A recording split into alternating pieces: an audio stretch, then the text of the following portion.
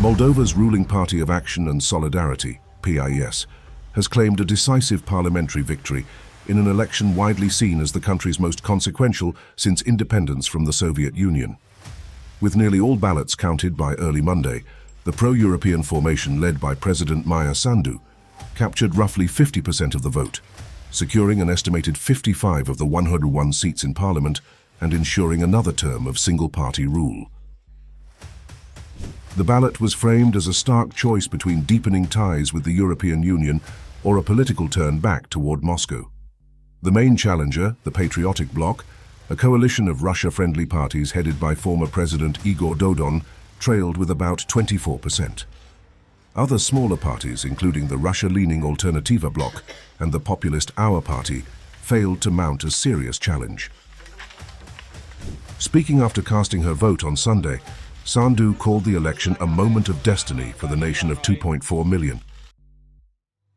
Moldova will have the chance to strengthen its democracy, to protect its space, and to continue its EU integration path.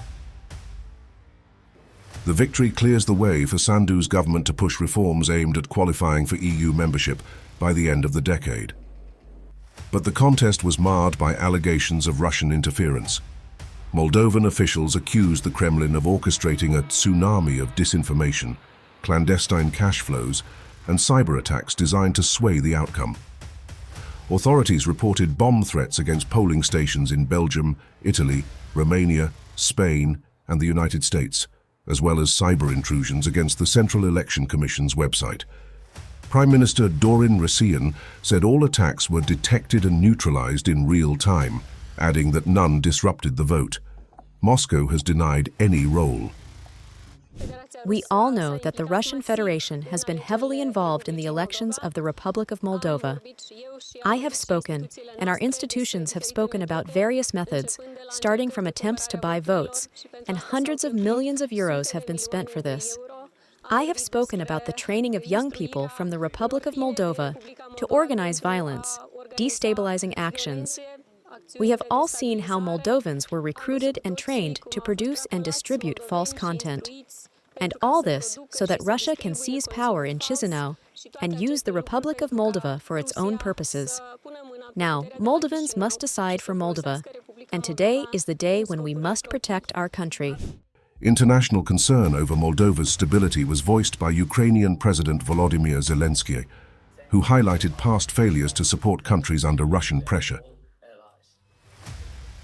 It's important to remember how the world once ignored the need to help Georgia after Russia's attack, and how the moment was missed with Belarus, how Moldova must not be lost, Zelensky said.